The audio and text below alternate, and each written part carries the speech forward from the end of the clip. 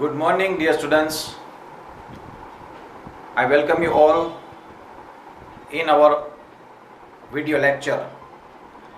In the last lecture, we have started Unit 3, but we have not completed it.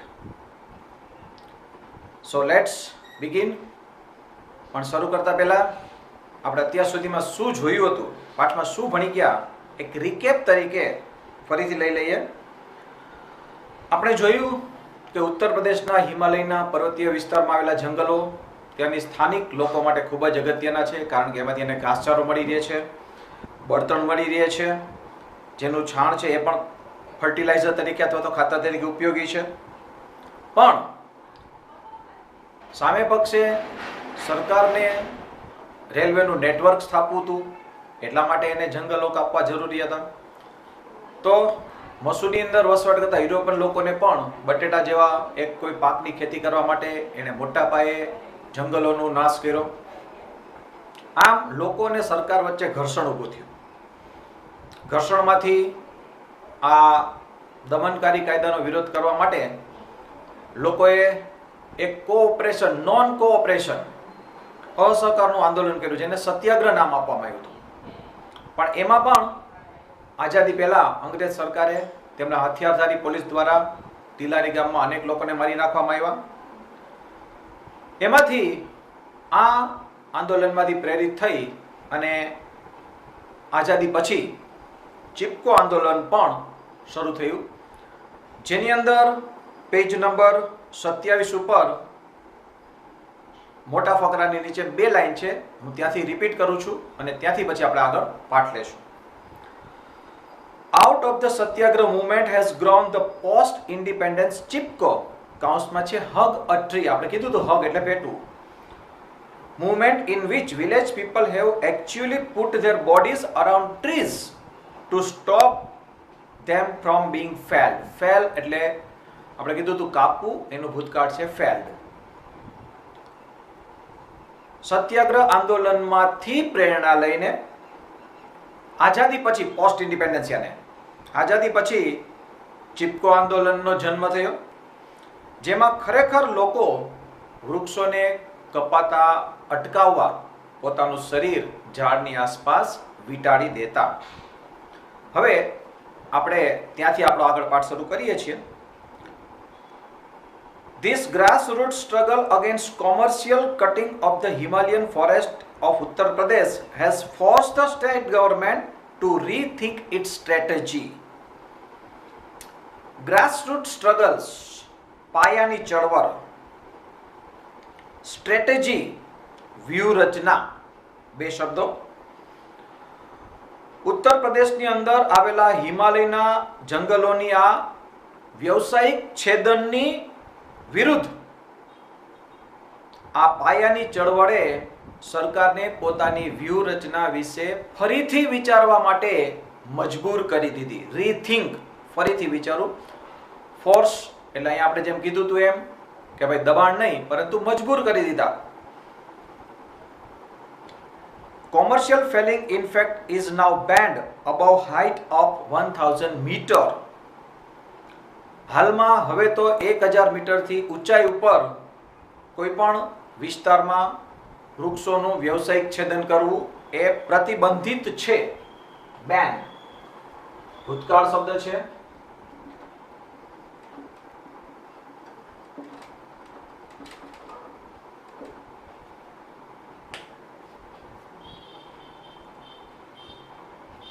આગળ લઈએ.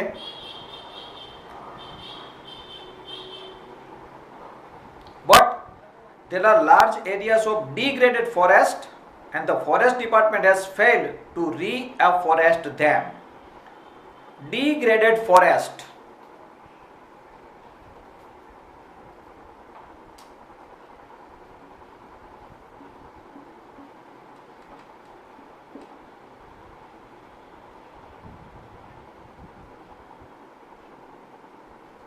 નાશ પામેલા.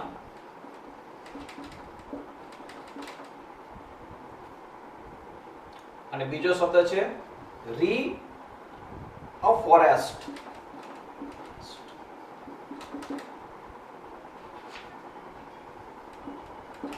પુનઃ વનીકરણ કરવું.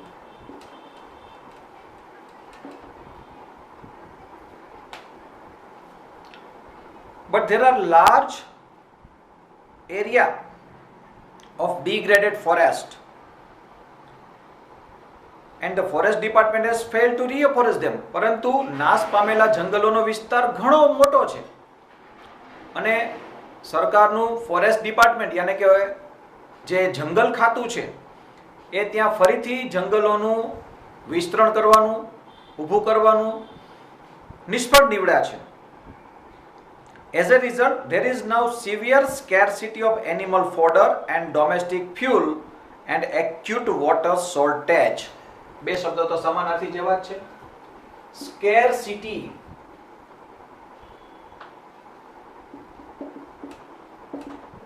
બરાબર છેલ્લો શબ્દ છે જ શોર્ટેજ યાને કે અછત, તંગી.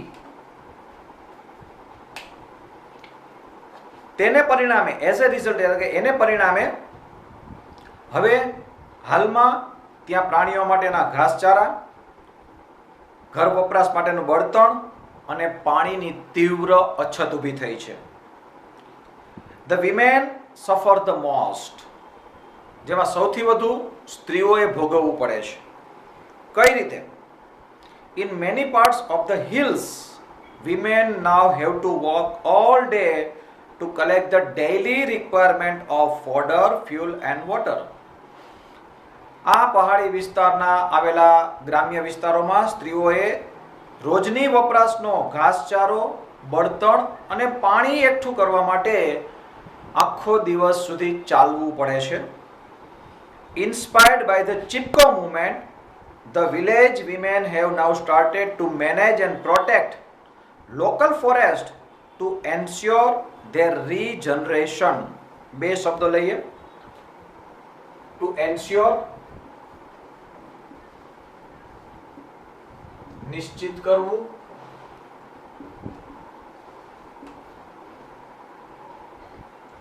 regeneration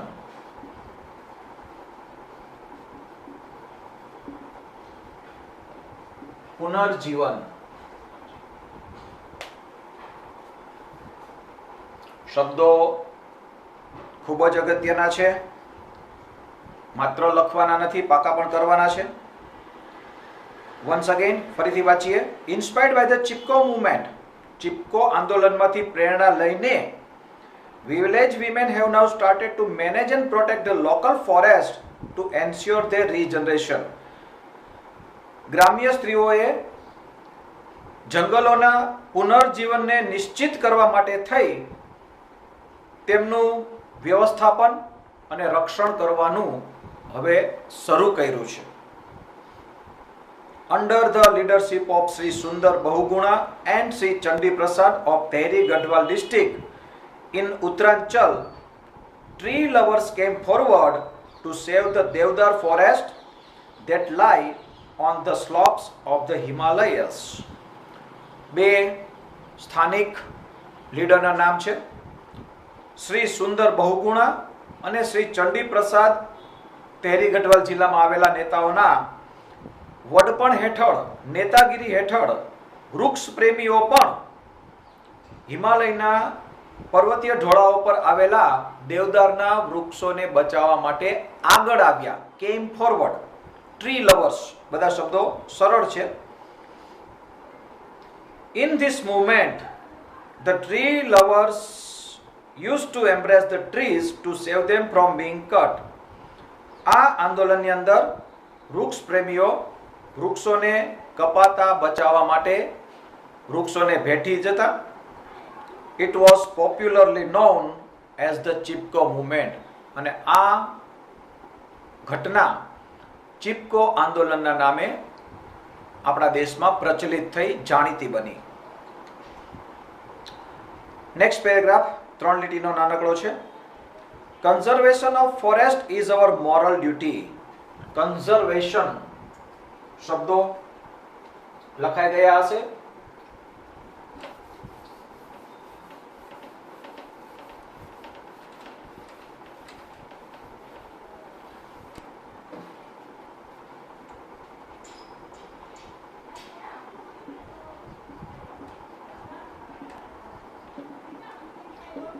સંરક્ષણ. Conservation of trees is our moral duty. વૃક્ષોનું સંરક્ષણ કરવું એ આપણી નૈતિક ફરજ છે, યાની કે મોરલ ડ્યુટી. અવર કોન્સ્ટિટ્યુશન્સ નાઉ રીડ્સ. કોન્સ્ટિટ્યુશન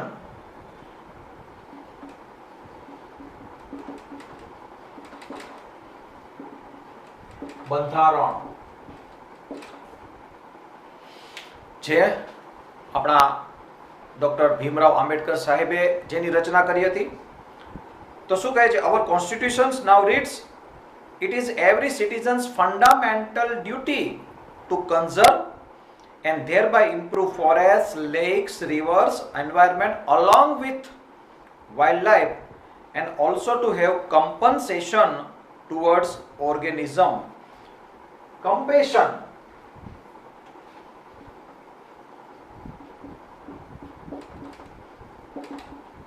કરુણા, દયા. આપણું બંધારણ પણ કહે છે કે સંવર્ધન કરીને, સંરક્ષણ કરીને જંગલો, નદીઓ, સરોવરો, વન્ય જીવન સહિત પર્યાવરણનો સુધારો કરી અને દરેક સજીવો પ્રત્યે કરુણા રાખવી, દયાભાવ રાખવો એ આપણી મૂળભૂત ફરજ છે, એમ આપણા બંધારણમાં પણ આપણને કહેવામાં આવ્યું છે. Next paragraph. Kangad, a village of 200 families, lies at a height of 2000 meter. 200 પરિવાર ધરાવતું કાનગડ નામનું એક ગામડું છે જે 2000 મીટરની ઊંચાઈ ઉપર વસેલું છે. It is an excellent example of the way in which local people can manage their own forest degraded. આ ગામડું એક ઉત્તમ ઉદાહરણ છે, એક્સલન્ટ એક્ઝામ્પલ છે. પણ શેનું? તો કે અહીંના સ્થાનિક લોકો પોતાના નાશ પામેલા વૃક્ષોને, નાશ પામેલા જંગલોનું વ્યવસ્થાપન કરવા માટે કેટલા સફળ રહ્યા છે તેનું આ ગામ એક ઉત્તમ ઉદાહરણ છે. In that year, however, the forest department decided to fell it. To fell, felled શબ્દ આવ્યો તો કાપવું. તે વર્ષે હકીકતમાં વન્ય વિભાગે વૃક્ષો કાપવાનો નિર્ણય લીધો હતો. ટુ ડિસાઇડ શબ્દો જાણીતા છે, 10મા સુધીમાં આવી ગયા છે. નિર્ણય કરો. જંગલ ખાતાએ વૃક્ષો કાપવાનો નિર્ણય કરી લીધો હતો. The village women who had to walk long distances for fuel, fodder and water were determined to save the last patch of trees. તો સામે પક્ષે જે સ્ત્રીઓને ઘાસચારા માટે, પાણી માટે અને શું કીધું છે કે ભાઈ બળતણ માટે કેટલા કિલોમીટર સુધી રોજ ચાલવું પડતું હતું, તેમણે વૃક્ષનો નાનામાં નાનો ભાગ પણ, બરોબર છે, last patch of the trees બચાવવાનો સામે પક્ષે સ્ત્રીઓએ નિર્ણય કરી લીધો. સરકારે એક તરફ વૃક્ષોને કાપવાનો નિર્ણય લીધો, તો બીજી તરફ સ્ત્રીઓએ વૃક્ષને બચાવવાનો સંપૂર્ણ નિર્ણય લઈ લીધો. The men of the Kangad though were offered work by the forest department to fell the trees. જો કે વન્ય વિભાગે ગામના પુરુષોને જ જંગલના લાકડા કાપવા માટેનો કામ સોંપ્યું હતું. As a result, there was a conflict between the village men and women. તેને પરિણામે ગામની અંદર વસવાટ કરતા સ્ત્રીઓ અને પુરુષો વચ્ચે સંઘર્ષ ઉત્પન્ન થયો. કોન્ફ્લિક્ટ.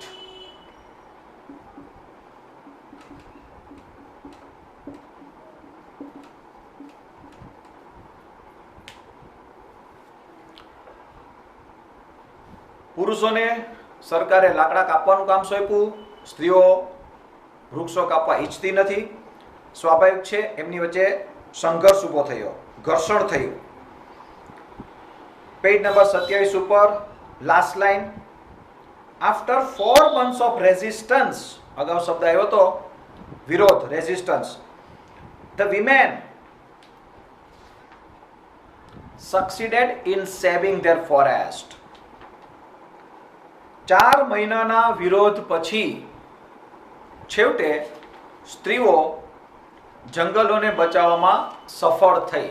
સક્સીડ શબ્દ એવો છે જેમાં લાસ્ટમાં ઈડી આવે છે અને એનું ભૂતકાળ કરવા માટે ઈડી પછી ફરીથી ઈડી લગાડવામાં આવે છે. જનરલી આપણે એવું માનીએ છીએ કે પ્લે હોય તો પ્લેડ, વિઝિટ તો વિઝિટેડ, ઇન્વાઇટ તો ઇન્વાઇટેડ અને સેલિબ્રેટ તો સેલિબ્રેટેડ. પરંતુ સક્સીડ શબ્દમાં ભૂલ ન થાય એ ખાસ ધ્યાન રાખવાનું છે. એનું ભૂતકાળ માટે આપણે ફરીથી ઈડી શબ્દને એડ કરવાનો છે. 4 મહિના પછી સ્ત્રીઓ વૃક્ષોને કપાતા બચાવવામાં સફળ થઈ. ધ વિમેન્સ ઓર્ગેનાઇઝેશન, કાઉન્સમાં લખ્યું છે the Mahila Mangal Dal, then decided to revive the degraded forest. વારંવાર શબ્દ આવે છે ડિગ્રેડેડ, નાશ પામેલા જંગલોને બચાવવા, રિવાઇવ, પુનર્જીવિત કરવા. સ્ત્રીઓની મહિલા મંગળ દળ નામની સંસ્થાએ નિર્ણય કર્યો કે નાશ પામેલા જંગલોને બચાવવા. પણ એ બચાવવા માટે શું કરવું? તો આગળ માહિતી છે. On the basis of the number of cattle owned by each family, contributions were raised to employ a forest guard who was paid ₹300 per month. Contribution, C ઉપરના શબ્દો તમે અત્યારે જોઈ શકો છો. ફાળો, 5 શબ્દો સી ઉપર આવેલા છે. બધા મોટા છે. સ્પેલિંગ પાકા કરવાના જ છે. સ્પેલિંગ પાકા કરવાથી જ આપણું અંગ્રેજીમાં ખૂબ જ સુધારો થશે, એ વાત આપણે ભૂલશું નહીં. જે પરિવારની અંદર કેટલ યાને કે ઢોર ઢાકરની સંખ્યા હોય, જેની પાસે જેટલા વધુ ઢોર ઢાકર હોય એ પ્રમાણે જંગલનું રક્ષણ કરવા માટે એક ચોકીદારની નિમણૂક કરવામાં આવી. ફોરેસ્ટ ગાર્ડ, ગાર્ડ એટલે ચોકીદાર, જેને ₹300 માસિક પગાર આપવામાં આવતો. પરંતુ એના માટે સ્ત્રીઓએ પરિવાર દીઠ ઢોર ઢાકરની સંખ્યા વધુ હોય એ મુજબ ફાળો ઉઘરાવ્યો, ફાળો એકઠો કર્યો. For 3 years the arrangement worked well, but problem then arose.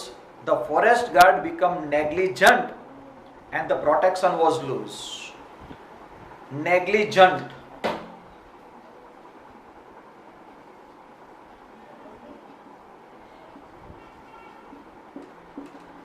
બેદરકાર. બીજા શબ્દો હોય તો આપણે જોઈ લઈએ. અરાઇઝ નું ભૂતકાળ છે અરોઝ, ઊભું થવું, ઉત્પન્ન થવું.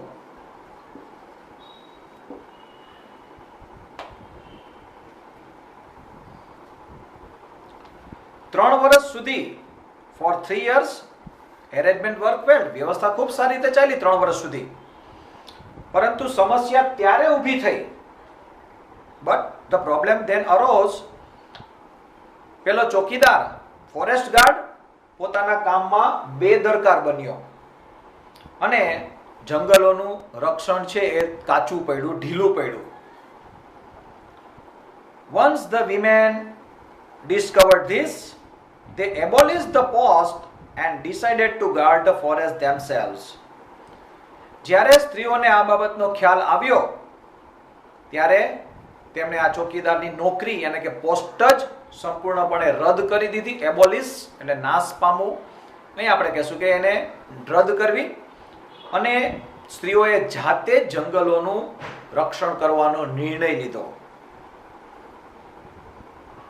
Now the Mahila Mangal Dal has assigned the duty of looking after the forest to group of village women. Assign the duty. શબ્દો લઈ લઈએ પેલા.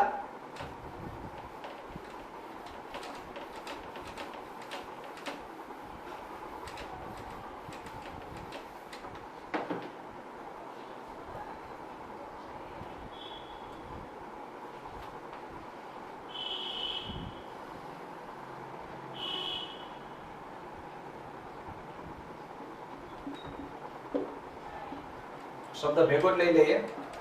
અસાઇન ધ ડ્યુટી, ફરજ સોંપવી.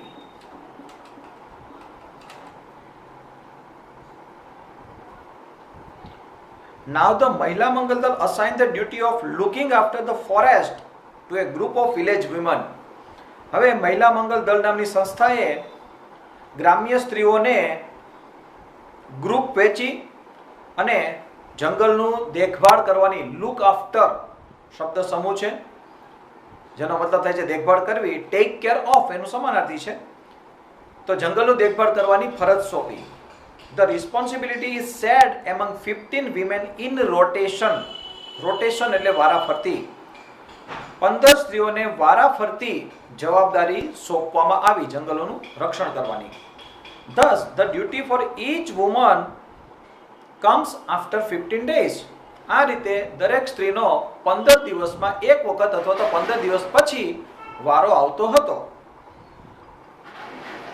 As one woman said, on these days we leave our work and protect the trees because our oak trees are like our children. કેવું વાક્ય છે જુઓ, વૃક્ષોને પોતાના બાળકો સમાન કહે છે. એક સ્ત્રી શું કહે છે? જે દિવસે અમારો વારો હોય એટલે કે આ દિવસે અમે અમારું કામ પણ છોડી દઈએ છીએ અને વૃક્ષોનું જતન કરીએ છીએ અથવા તો રક્ષણ કરીએ છીએ, કારણ કે અમારા ઓક વૃક્ષો એ અમારા બાળકો સમાન છે. Once when a migrant shepherd allowed his goats to graze in the protected forest area, the women took away the goats and fined the shepherd ₹200. Migrant.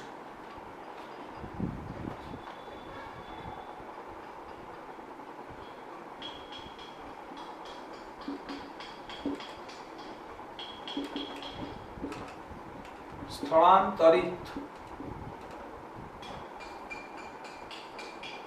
Shepherd.